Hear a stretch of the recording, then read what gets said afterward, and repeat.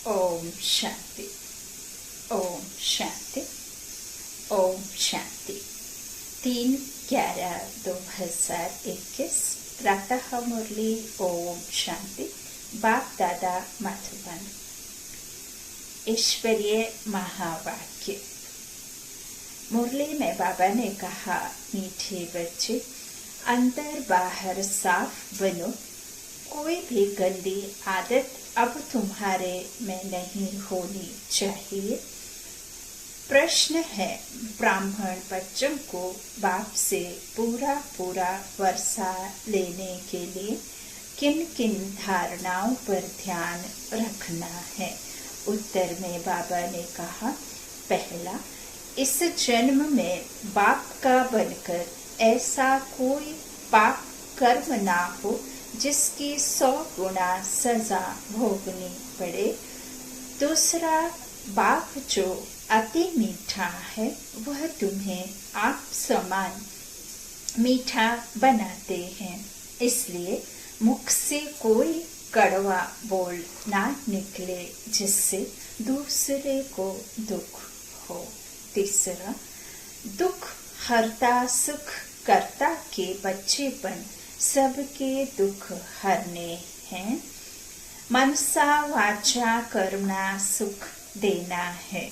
चौथा, स्तुति निंदा में समान रहना है। अब जब बाबा के बच्चे बनकर बाबा के महावाक्यों को धारण कर या उस पर विश्वास कर एक बल एक भरोसा है, तो बहुत मनुष्य आत्माएं जो बिरादरी की नहीं है, जो इस संगम में आकर परमात्मा की पहचान को नहीं प्राप्त कर पाते, ज्ञान को नहीं अर्जित कर पाते हैं, जो पिछाड़ी में आने वाली आत्माएं हैं, वो आपकी निंदा भी करेंगे, हो सकता है मजाक भी बनाएंगे, हो सकता है आपको पागल भी समझेंगे कि हाँ, ईश्वर कहाँ यहाँ है, कहाँ ब्रह्मा के तन में है। हो सकता है वो कुछ तरह से मजे उड़ाएं, मजाक भी बनाएं, गाली भी देते हैं लोग, और जादूगर भी कहते हैं ब्रह्म कुमार कुमारियों को, है ना, बाबा के बच्चों को। तो यह सब सहन करना, और इसी सब को यूं कि यह ड्रामा में है और वो बेचारी परवश आत्माएं हैं, उन्हें नहीं पता है। तो जिनको नहीं पता है वो तो ऐसे कहेंगे ही, हम भी जब नहीं जानते थे, तो हम भी जब प्रलय की बात सुनते थे या महाविनाश की बात सुनते थे, तो हम भी उन लोगों का मजाक उड़ाते थे जिनके मुख से सुना करते थे। तो इस तरह यह सब सहन करना, ना कि व्रत आदि करके नंगे पैर दूर दूर दर्शन करना और भूख प्यास रहना, यह सब बात बाबा नहीं कहते हैं। यह सब निंदा स्तुति में समान रहना है। ओम शांति। सतगुरुवार को वृक्षपति डे भी कहा जाता है। वृक्षपति डे अर्थात बाप का दिन, उमावस के दिन, अंधियारी रात, इसमें उमावस लिखा है, एक्चुअली अमावस के दिन अंधियारी रात पूरी होती है, फिर दिन शुरू होता है, चंद्रमा उदय होना शुरू होता है, और आजकल जिनका पितृ होता है उसको खिलाए पिलाए पूरा करते, फिर मांगना नहीं होता है, सबको तृप्त किया जाता है। दिन में चले गए, फिर रात में लौट आने की दरकार ही क्या है? असल कायदा यह है, 12 मास का समय पूरा होता है तो उनको खिलाकर खलास कर देना होता है। फिर अंधियारी रात में क्यों बुलाया जाता है? परंतु ब्राह्मणों ने यह भी रस्म रिवाज बना दी है, वह चली आती है। दक्षिणा आदि मिलती रहेगी, वह है हद की अमावस। अब बाप आया है बेहद की अमावस में, घोर अंधियारी रात में, पूरा संसार दुखी है। जब दुख से दिन की ओर, रात से दिन करते हैं ना, तो ले जाने के लिए आए हैं। फिर सतयुग में सोझरा ही सोझरा होता है, उजाला ही उजाला, दिन ही दिन। फिर सतयुग में सोझरा, वहां कभी कोई पितृ आदि नहीं खिलाएंगे, कोई पिंड आदि नहीं पड़ते, कोई की गया जी में जाकर पितरों को मिलाना है, ऐसा कुछ नहीं होता। यह है बेहद की उमावस। ब्रह्मा की रात सो ब्राह्मणों की रात पूरी हो, दिन आ जाता है, फिर कोई पितृ आदि खिलाते नहीं, वहां ब्राह्मण ही नहीं होते।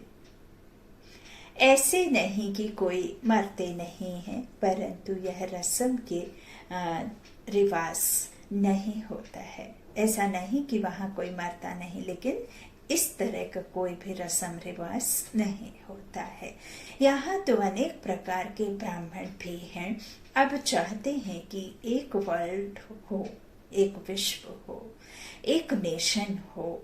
अब इतने सबका एक नेशन तो हो न सके। हाँ, एक राज्य, एक रस्म रिवाज थी जब सतयुग था, वह तो बाप ही आकर स्थापन करते हैं। वहां सब बिल्कुल मीठे होते हैं, दुख की बात नहीं होती, कब कड़वा बोलते नहीं, मुख से कड़वा कोई नहीं बोलते। यहाँ बोलते हैं ना कि देखो जानवरों जैसे बिहेव करता है, कैसे चिल्लाता है जानवरों के जैसे। लेकिन कभी आपने यह इस बात पर विचार किया कि जानवर तो मुख से कड़वा बोलते नहीं, जानवर तो किसी को गाली देते नहीं, जानवर तो किसी को मार करके खाते नहीं हैं, जानवर तो किसी को जो है काम में आकर के किसी के साथ में किसी की आत्मा को आत्मघात करते नहीं। तो फिर कैसे हम कहते हैं जानवर? हम आप ही, जो हमारे अंदर काम विकार है, क्रोध है, जो हमारे अंदर ही मुख से जो मीठा नहीं बोलते, किसी आत्मा को दुख देने वाले शब्द जो मुख से निकलते हैं, उसे ही तो कड़वा बोलते हैं ना। गाली गलौज करना, उसे ही तो कड़वा कहते हैं ना, नीच शब्द बोलना। तो फिर जानवर कौन हुआ? वो ना बोलने वाले जानवर या जो मुख से बोलने वाले जानवर? अरे जानवरों की तो स्किन भी मरने के बाद काम आती, हमारा तो ये शरीर का कुछ भी काम में नहीं आता है। 5 तत्व का बना 5 तत्व में ही मिल जाता है। तो यह सब बातें समझने की हैं। कब कड़वा बोलते नहीं, कहा सतयुग में। पाप कोई करते नहीं, कर्म अकर्म बन हमें सुख प्रारब्धि होती है ना। तो जब हमारा कर्म विकर्म बनता तब दुखी होते, तो वहां कोई भी पाप करते नहीं। अब जो जितना पुरुषार्थ करेंगे उतना पद पाएंगे, नंबरवार। ऐसे नहीं कि कोई वहां चोरी आदि करेंगे, चोरी करने की जरूरत ही नहीं। चोरी क्यों करते हैं? जब आपके पास कमी होती है, भूखे होते हैं, धन की कमी होती है, कोई इस तरह का कमी वैसी होती है, तभी तो चोरी करते हैं ना। वहां तो कोई ऐसी कमी है ही नहीं, कोई भूख प्यास रहेगा ही नहीं, कोई किसी तरीके के शरीर में वस्त्र होना ऐसे हो ही नहीं सकता है। कोई किसी तरीके से धन से निर्धन फील करे, अनुभव करे, ऐसा कोई होगा ही नहीं। निर्धन कोई होता नहीं, तो इस तरह से वहां कोई चोरी आदि होने की दरकार ही नहीं है। बाबा कहते वहां चोरी आदि करेंगे नहीं, अंदर बाहर साफ रहता है। यहाँ अंदर एक, बाहर दूसरे होते हैं। अंदर मन में कुछ और चलता है और मुख से कुछ और बोलते हैं, है ना। किसी के लिए सामने पता चला खूब अच्छा उसके खूब पुल बांध रहे हैं, क्योंकि उससे स्वार्थ है, कुछ काम निकलवाना, और जैसे ही उससे थोड़ा सा दूरी बनाई, थोड़ा सा डिस्टेंस मेंटेन किया और बस शुरू हो गए वो बुराई, वो गंदे गंदे बातें करना उसके प्रति, है ना। तो मुख में कुछ होता है और बाहर कुछ होता है, अंदर कुछ होता है और बोलते कुछ है ना। इस तरह बाबा कहते हैं अंदर बाहर वहां साफ होते हैं, लेकिन यहाँ अंदर एक और बाहर दूसरे होते हैं। कितना एक दूसरे को नुकसान पहुंचाते हैं। यह सब है रावण राज्य की गंदी चंचलता। बाबा अब इसको एकदम खत्म करा देते हैं। सबकी एकदम झट से गंदी आदतें तो खत्म होती नहीं। टाइम लगता है। जितना जितना योग में रहेंगे, कदम कदम पर देखते रहेंगे कि हम योग में रहते हैं। कोई पाप कर्म तो नहीं करते हैं, खुद मीठा बन औरों को मीठा बनाता हूँ। खुद ही कड़वा होगा तो दूसरों को मीठा कैसे बनाएगा। यहाँ ऐसे झट प्रत्यक्ष हो जाते हैं, छिप ना सके। बाप कहते हैं हमारा बच्चा बन और कोई उल्टा सुल्टा काम करेंगे तो बहुत कड़ी सजा खाएंगे, पद भी भ्रष्ट हो जाएगा। भगवान खुद पाठ पढ़ाते हैं देवता बनाने के लिए। देवताओं की महिमा गाते हैं सर्वगुण संपन्न, अहिंसा परमो धर्म। और ऐसा कह करके उनके हाथ में फिर त्रिशूल और ना जाने कौन कौन से उसमें शस्त्रों को हाथों में थमा दिया है और सदैव के लिए उनको वैसा ही दिखा दिया है।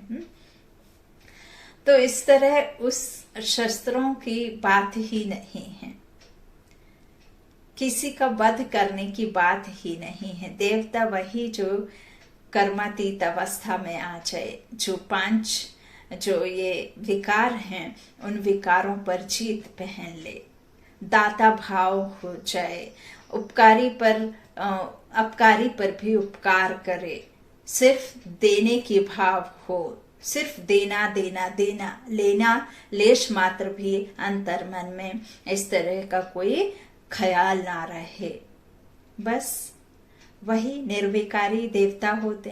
तो इस तरह सर्वगुण संपन्न अहिंसा परमो धर्म। हिंसा 2 प्रकार की होती है, एक तो काम कटारी की हिंसा से मनुष्य आदि मध्य अंत दुख पाते हैं, दूसरा फिर क्रोध में आकर 1-2 को मारते, दुख देते, दुखी होते हैं।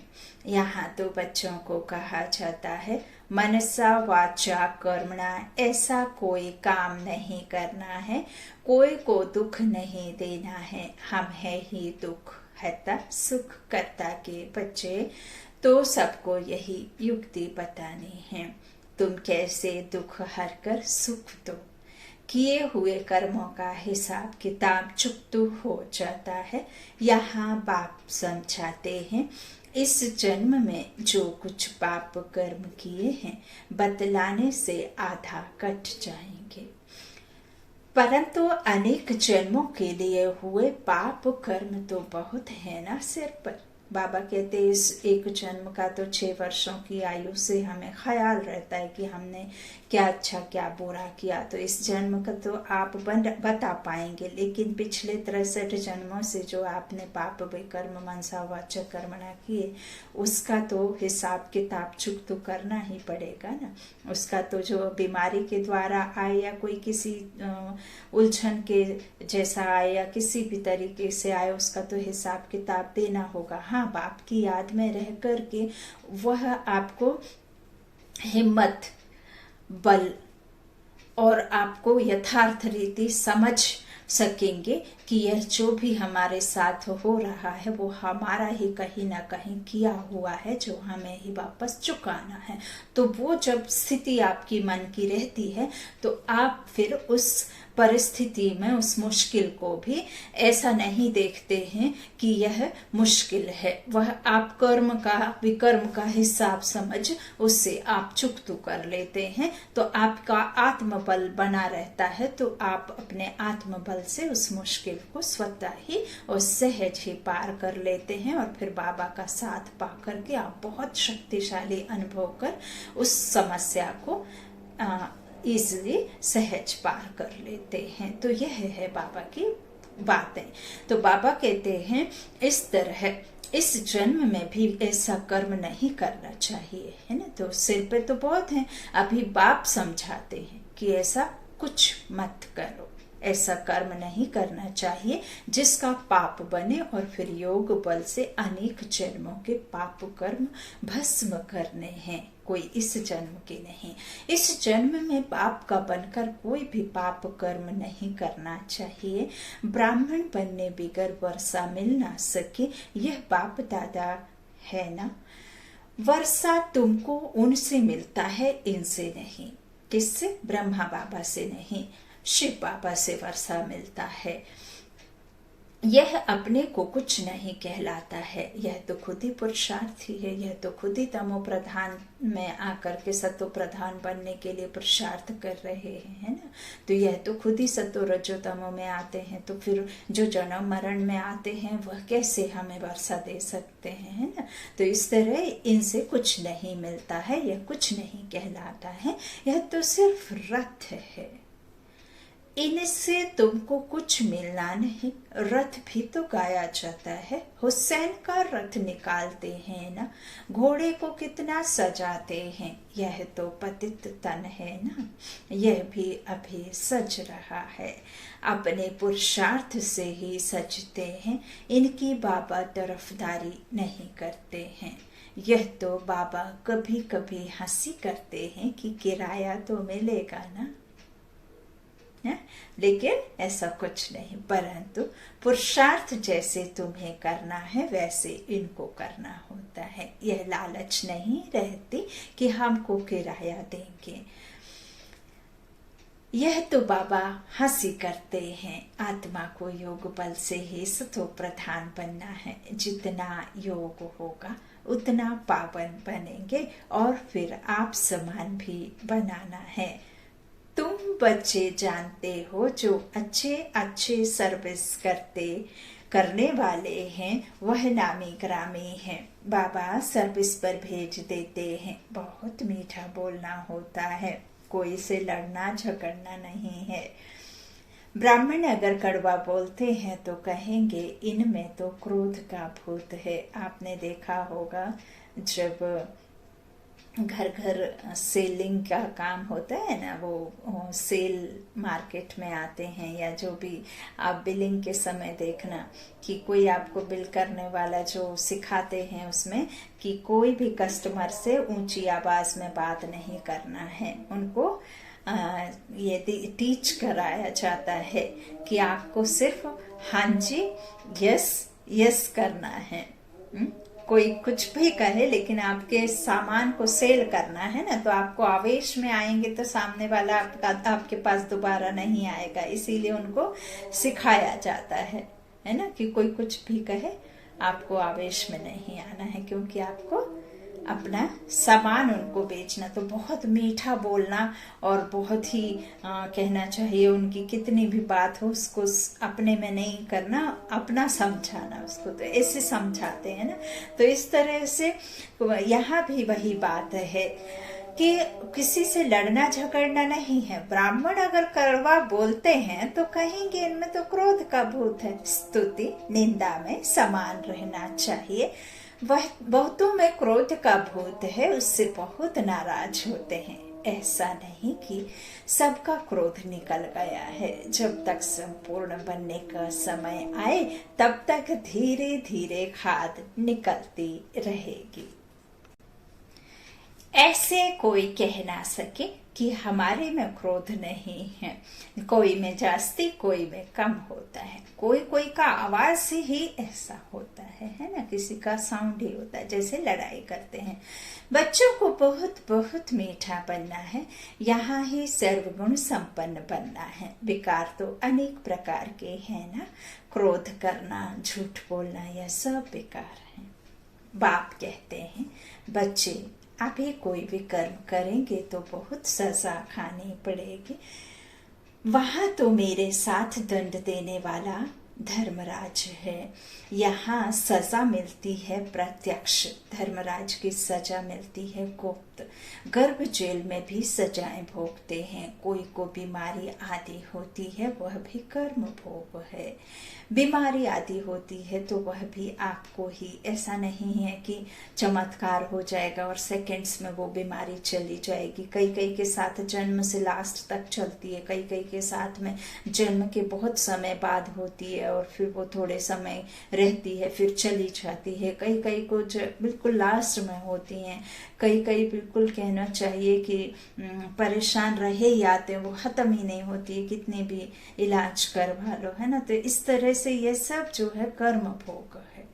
धर्मराज द्वारा दंड मिलता है, आगे का भी अभी मिलता है। जो पिछलों का है ना, वह भी बाबा कहते हैं अभी मिलता। कई कहते हैं बाबा क्यों हर जन्म में क्यों नहीं मिलता, तो बाबा कहते हैं ये तो ड्रामा है ना, ये ड्रामा बदली नहीं किया जा सकता।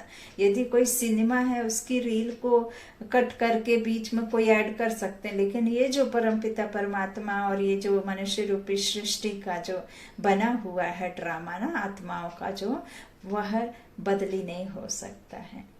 यहू बहु वैसा ही रिपीट होता है। तो इस तरह कोई बन रही ना, बाबा कहते हैं कोई मैं तो आकर बनाता नहीं हूँ, तो वह है गुप्त, है ना। तो यहाँ ही भोगना पड़ती है। बाबा कहते हैं यहाँ फिर शरीर से भोगनी पड़ती है। तो धर्मराज वहां तो सजा देंगे नहीं, धर्मराज वहां होते ही नहीं, बाबा कहते तो सजा कैसे देंगे। अब बाप हमको इनसे छुड़ा रहे हैं। परमपिता परमात्मा और धर्मराज बाबा दोनों हाजिर हैं। अभी सभी के कयामत का समय है, हर एक की जजमेंट होती है। यह भी ड्रामा में नूंद है। देखो कितना ये जो मूवी सिनेमा में काम करने वाले बड़े बड़े जो एक्टर्स हैं, उनका देखो कैसे निकल कर सामने आ रहा है, सडनली आ जाता है सामने। जबकि यदि धन माया से ही, पैसे से ही हर चीज को दबाया जाता, या अपने विकर्मों को खत्म पैसे से किया जाता, या आपका कोई क्राइम पैसे से खत्म होता, तो हो जाता ना। लेकिन अभी देखिए, सब बाबा कहते हैं हर एक की जजमेंट होती है। यह भी ड्रामा में नूंद है ना। घड़ा तो भरता ही है ना एक दिन, और वो छलकता ही है। तो जबकि तुम बच्चे समझते हो संपूर्ण बनना है, तो कोई भी पाप कर्म नहीं करो। अपने कल्याण के लिए जितना हो सके उतना पूरा पुरुषार्थ करना चाहिए। कल्पांतर की बात है, वह पढ़ाई होती है एक जन्म के लिए, दूसरे जन्म में फिर दूसरी पढ़ाई। जब हमें शरीर के में है तब तक जो हमने पढ़ाई की वह चलेगी साथ में। फिर हम दूसरे फीचर्स में, दूसरे शहर में, दूसरे माता पिता के घर जन्म लेते हैं, तो फिर हमें दोबारा से बचपन शुरू होता है बच्चे का, है ना। तो आत्मा तो बढ़ती घटती नहीं है, लेकिन शरीर का तो होता है ना दूसरा जन्म। शरीर तो लेती है दूसरी आत्मा कहीं जा करके, तो वो दूसरा शरीर लेगा, तो फिर बढ़ेगा, फिर आत्मा में संस्कार उठेंगे, फिर दूसरी पढ़ाई करनी होगी, फिर आपको नौकरी आदि करनी होगी। तो बाबा कहते हैं यह जो पढ़ाई है ये 21 जन्मों के लिए है, लेकिन जो आप लौकिक जीवन में पढ़ाई पढ़ते हैं वह सिर्फ एक जन्म के लिए, दूसरे में फिर पढ़ना। तो यह है 21 जन्मों की। अविनाशी बाप अविनाशी पढ़ाई पढ़ाते हैं, जिससे 21 जन्मों के लिए अविनाशी पद भी मिलता है। बाप से 21 जन्मों के लिए वर्षा मिलता है।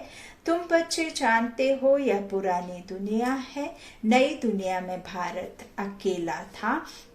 अब फिर यह चक्र फिरना है, नई सृष्टि स्थापन हो, पुरानी का विनाश होगा, यह तो गाया हुआ है। परमात्मा परम पिता परमात्मा ब्रह्मा द्वारा आकर नई दुनिया स्थापन करते हैं। माफी, ब्राह्मण तो जरूर चाहिए, तो जरूर पवित्र भी बनते होंगे, राजयोग भी सीखते होंगे। हम ब्रह्म कुमारियां तो पवित्र बन रहे हैं। बाप यह नहीं कहते कि घर बार छोड़ो, नहीं, गृहस्थ व्यवहार में रहते कमल फूल समान रहो। यह बाप दादा नाम बहुत अच्छा है। दादे से वर्षा मिलता है, वह है ऊंचते ऊंच। ब्रह्मा तो पतित था ना, यह पहले श्रेष्ठाचारी पूज्य महाराजा था, अब अंत में आकर पतित बन गया। यह है इनका अंतिम जन्म। इस दुनिया में कोई पावन है नहीं। कहाँ पावन दुनिया में कोई याद नहीं करते। गाया हुआ भी है, आत्मा परमात्मा रहे अलग रहे बहुकाल। अभी संगम पर बिछड़े बाप से तो संगम जब आएगा 5000 वर्ष बाद तभी हम मिलेंगे। इसीलिए कहा जाता है आत्मा परमात्मा अलग रहे बहुकाल। इसका हिसाब भी तुमने समझा। सूर्यवंशी जो हैं वह पहले पहले अपना वर्षा लेने आएंगे। अब आत्मा शरीर छोड़कर गई, कहते हैं स्वर्ग पधारा, फिर उनको नरक में मांगाने की दरकार ही क्या है। वापस फिर बुलाते हैं ना, पूजा पाठ करते हैं और फिर आत्मा को बुला करके उनको खाना कौआ तोता को देते हैं, है ना। तो बाबा कहते फिर वापस जब स्वर्ग में गया तो नरक में क्यों बुलाते हैं। कुछ भी समझते नहीं हैं। साधु संत आदि भी मरते हैं तो उनकी भी बरसी मनाते हैं, भोग लगाते होंगे। जब कहते हैं ज्योति ज्योत समाया, फिर भोग क्यों लगाते, इस तरह वर्षी क्यों मनाते। शरीर तो खलास हुआ, आत्मा भी गई, फिर आत्मा को बुलाने की क्या दरकार है। यदि आत्मा ने छोड़ा शरीर तो वह तो दूसरे गर्भ में जन्म ले लेती है ना। और जो थोड़े समय के लिए फिर अगर नया शरीर नहीं मिलता तो थोड़े समय वो यहाँ वहाँ भटकती है, मतलब अपना करती है, लगाती है फेरे, फिर दूसरा शरीर मिला तो दूसरे जन्म में आ जाती है और शरीर चरकर खत्म हो जाता है। तो बाबा कहते फिर भल साधु संत भी मरते हैं तो उनका भी बरसी मनाते, भोग लगाते। तो बाबा कहते यदि ज्योति ज्योत समाया कोई तो फिर भोग क्यों लगाते, बरसी क्यों मनाते, है ना। इस तरह शरीर तो खलास, आत्मा भी मर गई, आत्मा को बुलाने की क्या दरकार है। ज्योति में लीन हो गई फिर आ कैसे सकती। अनेक मत हैं, ऐसे भी कहते हैं मनुष्य मोक्ष पाता है फिर आता नहीं। मोक्ष को पाया तो और ही खुशी मनाना चाहिए, पाठ बजाने से छूट गया फिर तो उनको याद भी नहीं करना चाहिए। यह भी तुम जानते हो, सभी मनुष्य मात्र एक बाप को याद जरूर करते हैं। मनुष्य भी सब भाई भाई हैं, तो भाइयों को बाप से वर्षा जरूर मिलना चाहिए। सर्वात्माओं का सदगति दाता एक है, सभी आत्माओं को वापस जाना है। मनुष्य को सदगति कैसे दे सकते, इसलिए एक ही सर्व के सदगति दाता का नाम मशहूर है। वही ज्ञान का सागर पतित पावन है। वह बाप आकर राजयोग सिखलाते हैं, सभी को रावण राज्य से छुड़ाते हैं। इनको बेहद की उमावस कहेंगे। आधा कल्प है बेहद की रात, फिर आधा कल्प है बेहद का दिन। यह खेल है। जब रिलीजियस कॉन्फ्रेंस वाले बुलाते हैं शांति कैसे हो तो वहां बताना चाहिए एक धर्म एक मत सतयुग में ही होता है। उनको 5000 वर्ष हुए, वहां सुख शांति सब था, बाकी सब आत्माएं शांति धाम में थी। नई दुनिया में एक ही धर्म था, पुरानी दुनिया में झाड़ कितना बढ़ जाता है। अनेक धर्म हैं, अनेक धर्मों का विनाश और एक धर्म की स्थापना, यह बाप का ही काम है। अनेक आ लगने से शब्द का अर्थ ही बदल गया। आ लगने से सबकी नेकता खत्म हो गई। आ को यदि आप हटाते हैं तो नेक धर्मों का जो एक भी पत्ता पत्ती कोई नहीं है यहाँ पे। अनेक धर्मों का विनाश हो तब नेकता आए, एकता आए, है ना। तो इस तरह बाप समझाते। यह भी परमात्मा का कार्य है। शिव बाबा कहते हैं यह हमारा काम है, हम कल्प कल्प आकर यह काम करता हूँ। सतयुग की राजधानी के लिए राज योग जरूर संगम पर ही सिखलाएंगे। सभी पतितों को पावन बनाते हैं, कहते हैं मैं आता हूँ बहुत जन्मों के अंत में। जिसने पूरे 84 जन्म लिए हैं उनके रथ में ही आकर समझाता हूँ। नई दुनिया तो है ही नहीं, पुरानी दुनिया में ही आकर नई दुनिया बनाता हूँ। पतित दुनिया को पावन बनाता हूँ। मेरा नाम ही है दुख हरता सुख करता। सुख में मुझे कोई याद नहीं करते, दुख में मुझे याद करते हैं। जरूर सुख मिला हुआ था, बाप कहते हैं मैं आया हूँ पढ़ाने। अब पढ़ना तुम्हारा काम है। मनुष्य तो घोर अंधियारे में है, तुम भी कुछ नहीं जानते थे। इस समय सारी दुनिया का बेड़ा डूबा हुआ है। कितने दुखी हैं। तुम सबका बेड़ा पार करते हो, वह शांति धाम में चले जाएंगे। यह बातें तुम्हारी बुद्धि में है, सो भी नंबरवार। जो लाइट हाउस बने होंगे वह दूसरों को भी रास्ता बताते रहेंगे। उनका काम ही है रास्ता बताना। बच्चों को बाप कैसे पढ़ाते हैं, यह तो स्थायी खुशी रहनी चाहिए। यहाँ आकर बहुत रिफ्रेश हो जाते हैं, बाहर जाने से नशा ही गुम हो जाता है। बाप से पूरा पूरा वर्षा लेने की तमन्ना रखनी चाहिए। कदम कदम पर बाप से राय लेते रहना है। आगे तीर्थों पर पैदल जाते थे, बहुत खबरदारी से जाते थे। इस समय तो बस ट्रेन में जाते हैं। माया का इस समय भव का बहुत है। सतयुग में भव का था, फिर द्वापर से गिरता गया, अब फिर पिछाड़ी में शुरू हुआ है। इनको माया का पाप कहा जाता है। किसको कहो, चलो स्वर्ग में तो कहते हमें यहाँ ही सब सुख है। मोटरें, एरोप्लेन आदि सब है। हमारे लिए स्वर्ग यहाँ ही है। धन माल जेवर आदि सब है। लक्ष्मी नारायण को भी जेवर है ना, हम भी पहन सकते हैं। कितना भी समझाओ फिर भी विषय ही याद रहता है। विष अर्थात बेकार, बिगड़ रह नहीं सकते। बाप कहते हैं तुम मेरी बात मानते नहीं हो। बाप नहीं पावन नहीं बनते हो तो मुझे बुलाते ही क्यों हो कि हे पतित पावन आओ। याद रखना, अभी नहीं मानेंगे तो धर्मराज द्वारा सजा दिलाएंगे। डराते भी हैं। बहुत बच्चे बेकार में जाते ही रहते हैं, डर ही नहीं। वह कितने हंटर खाएंगे बात मत पूछो, पद भी भ्रष्ट हो जाएगा। पुरुषार्थ कर ऊंचा पद पाना चाहिए ना। संग दोष में ऐसा गिर पड़ते हैं जो एकदम अपना पद गंवा देते हैं। तुम जानते हो अभी हीरों आदि की खानियां खाली होती जा रही हैं, फिर भर जाएंगे वापस। सोने हीरों के पहाड़ होते हैं। हीरे जब खोद कर निकालते हैं तो पहले पत्थर होते हैं, फिर उनको साफ कर हीरा बनाते हैं। तुमको भी ज्ञान सिरान पर चढ़ाते हैं तो तुम कितने अच्छे हो जाते हो। अच्छा, मीठे मीठे सीखी लाधे बच्चों प्रति माता पिता बाप दादा का याद प्यार और गुड मॉर्निंग। रूहानी बाप के रूहानी बच्चों को नमस्ते।